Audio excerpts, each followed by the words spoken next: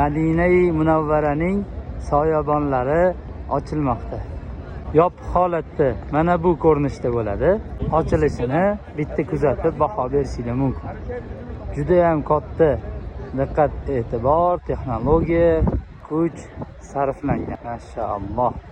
Shunaqangi yaxshi ishlanganki, yomg'ir yog'ganda ushbu soyabonlar orasidan suv tushmaydigan qilib o'lchov qilingan. Bittasi ozgina pastroq, ikkinchisi undan balandroq va bir-birining ustiga burchaklari chiqqan holatda turadi. Birinchidan suv mana bu o'rtadan pastga tushib ketiladi.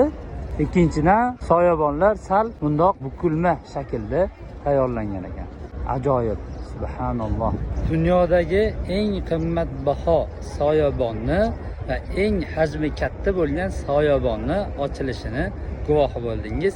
Hayotda o'z ko'zingiz bilan ko'rishlik nasib qilsin.